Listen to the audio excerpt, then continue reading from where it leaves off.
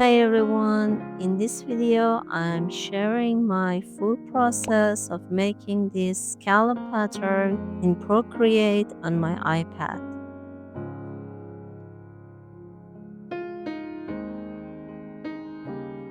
First, I create the scallop pattern layout, so I have a guide for where the pattern motifs will go. To make this shape, I start by drawing a circle. When the circle is complete, I hold down my pen to smooth the line, hold one finger on the screen to create a perfect circle. Next, I adjust the size so it fills the canvas. Tap one corner of the circle and enter the same width and height values. You can also resize this with the selection tool and enabling the snapping option. Then center the circle on the canvas if it isn't already centered. I duplicate this layer and move it to the bottom left or right until only a quarter of the circle is visible.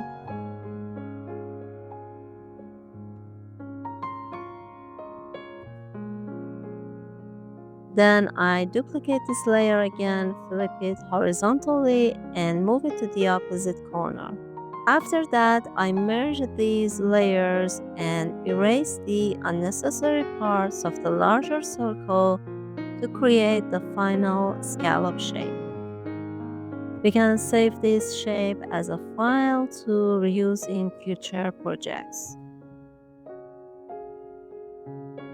Now I move on to sketching. I want to draw in symmetry, so in Procreate I go to Actions, Canvas, and Enable Drawing Guide. Then I select Edit Drawing Guide, go to the Symmetry tab, and choose the type of symmetry I want. For this pattern, I use vertical symmetry. Once symmetry is enabled, everything you draw on one side will appear on the other side as well. Since this is a floral pattern, I start by roughly placing the main flower, leaves, and stems. At this stage, I focus on the overall composition before adding any fine details. I strongly recommend finding a style that you feel comfortable drawing. If it's your first time creating patterns, don't start with something overly complicated. You don't need a lot of extra details to come up with a beautiful pattern.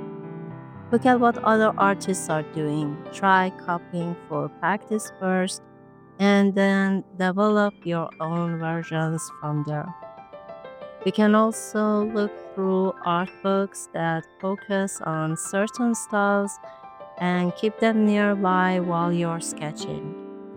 Pay close attention to how different elements are drawn. For example, observe how leaves and flower petals are simplified or detailed. You can adjust these elements to be simpler or more complex and slowly develop your own style. Having an iPad has really helped me because I use it only for drawing. Every time I open it, I already know I'm going to practice or work on new ideas. Also, don't forget to finish your sketches instead of leaving your artwork unfinished. That's one reason I prefer going the simpler route. I know I'll complete the piece instead of spending endless hours on a single design. Of course, everyone works differently, so find what works best for you and move at your own pace. At this point, I decide to resize certain elements. So, using the selection tool with the freehand option, I select the parts I want to adjust. Then I swipe down with 3 fingers, choose cut and paste, and use the transform tool to resize the selection. When I'm done, I merge the layers back together. I also decided to add one more leaf and stamens to the center of the flower and to correct a few areas of the design.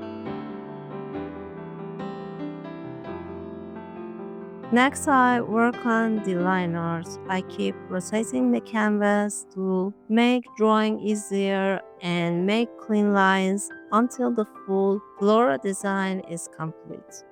You don't have to create line art for your artwork. You can go straight into inking and add details later. If you check my other pattern making videos in Illustrator, I usually go directly into inking using the block brush tool. So don't feel like you have to follow this exact process. For this particular floral design, I felt that having line art will look better, but don't limit yourself to just one way of working. Experiment and try different approaches to see what suits your style. For this part, I'm using the Studio Pen brush, which comes with Procreate. Now it's time to start coloring. I use separate layers for each color so I can easily modify them later.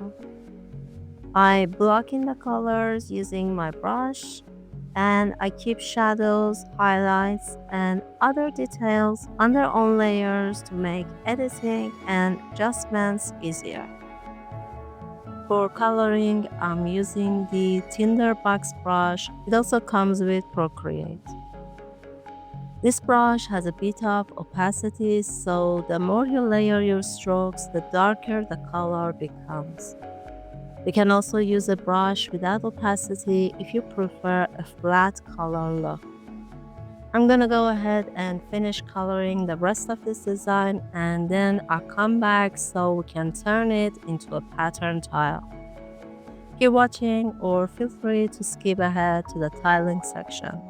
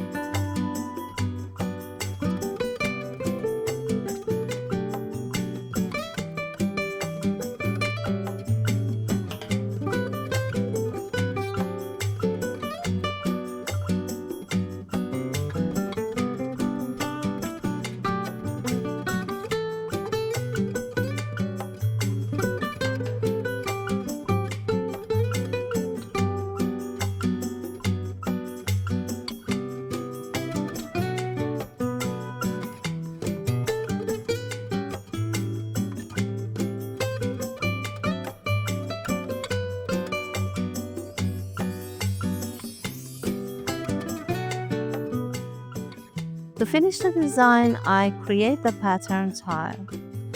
I add a background, merge the layers, and duplicate the tile 4 times.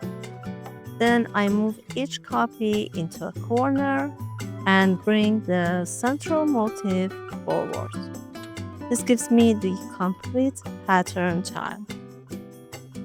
I notice a few gaps, so I add small dots to fill in the empty areas.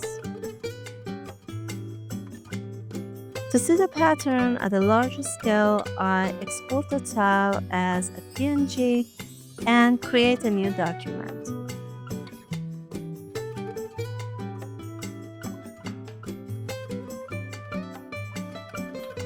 I import the tile 4 times and place each one in a corner. This gives a better view of how the pattern repeats, and it's also where I experiment with different color variations. So I hope you enjoyed this video. Let me know in the comments if you found it helpful, and don't forget to like and subscribe for more pattern tutorials. Bye for now.